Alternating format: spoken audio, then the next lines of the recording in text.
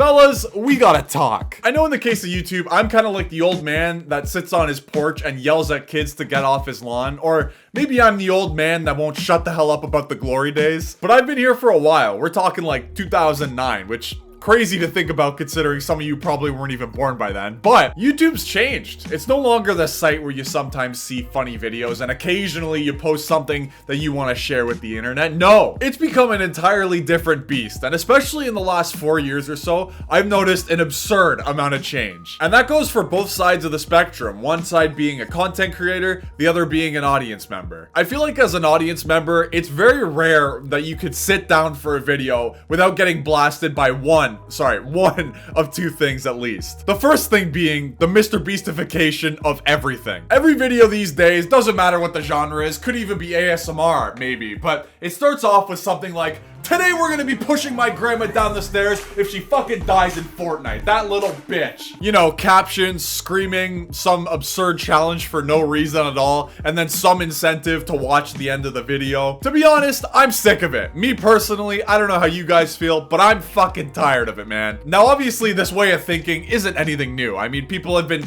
hating on Mr. Beast and his style of content, and even just him in general, rightfully so sometimes, for a very long time. But I just feel like it's a plague that's spread over the entirety of YouTube, and it feels like a big majority of channels are this way these days. Are this way these days? Was that even English? The thing is, YouTube never used to be like this. I mean, back in the day, there were metas, sure. Like, for example, in 2010, the meta was to have a chick with huge tits in your thumbnail. But I remember in 2010 YouTube, you'd have these female YouTubers with huge fucking tits, lowered shirts, and they'd have the camera like 4 feet above their head. Their neck would be at like a 90-degree angle looking up at it, and that would be the video. I'm gonna see if I can find the picture of the content creator I'm thinking of specifically, but there were a bunch like her. And that's about as close as you got to the meta or optimization of YouTube back then. And I think that's mostly because back then, nobody really knew how the algorithm worked. The kind of idea of YouTube was making videos that focused around you. And the main part was just making videos that you enjoyed making. It wasn't focused around dragging as many people as you possibly could into watching your video. It was just all about having fun, man. And I feel like that simplicity and wholesomeness that YouTube used to have back in the day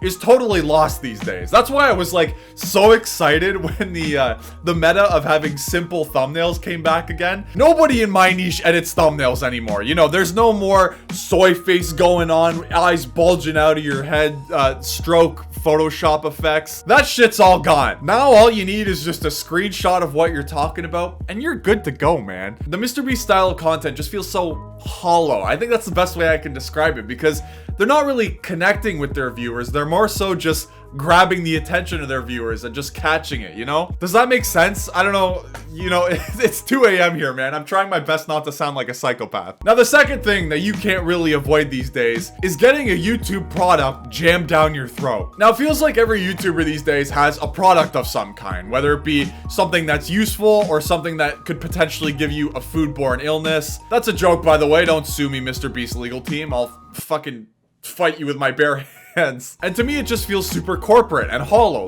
much like the Mr. Beast style of content. And that's not to say that every YouTuber product is inherently bad, because I don't think that's the case at all. But thankfully, there's also a lot of content creators that put their absolute heart and soul into the product that they're making for their audience. But of course, at that same time, you also get the YouTubers that don't really give a shit. They're just there to make as much money as possible from their fan base. They don't really care about the quality, don't really care what happens. It's just a free-for-all. Listen, I already know it's an easy low blow to make fun of them, but the Lunchly and Prime products, man, they feel like corporate greed. They feel really hollow and shallow, and I'm trying to put it into words. It's just so difficult, mostly because it's 2 a.m. But I'm sure Logan Paul put the same amount of effort into Prime and its ingredients and its health as he did that crypto scam that he did. By the way, I want to make sure people don't take this as me just shitting on every YouTube product out there, because as I said already, there are YouTubers that put their heart and soul into it. And I want to make sure that I don't get called a hypocrite if I ever get big and make a YouTube product of my own, because My old man makes some bomb-ass fucking barbecue sauce that I'd love to share with the world someday. But I would rather blow my brains out before I sell gasoline to kids as a hydration product, or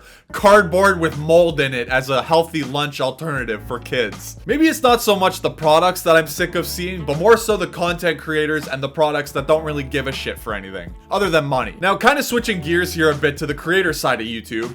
This shit has changed like crazy. It almost feels like I've grown up to watch my child become a heroin addict. That's the same type of vibe I have. But anyway, I'm gonna keep this part short because I know most of you aren't creators, but YouTube's become a thing that only focuses on optimization. I kind of touched on it already with the Mr. Beastification of YouTube, but when I say that YouTube only focuses on optimization, I'm talking about that YouTube only wants you to focus on making the best content that you possibly can, which doesn't sound like a bad thing, right? You would think people making the best content that they're capable of would be a bad thing. Until you realize that YouTube only cares about your good content as long as it performs well. So if you got views down on your YouTube channel, you bet you're gonna know. You got 4 less views in an hour than you normally do on YouTube? Doesn't matter. Enjoy the red arrow, bitch. It is remarkable how many analytical things they have in YouTube Studio that mean absolutely fucking nothing. Like the thing that pisses me off the most, the Antichrist of YouTube Studio, that goddamn 10 out of 10 ranking. It doesn't mean fucking anything. And just quickly context for those that don't know,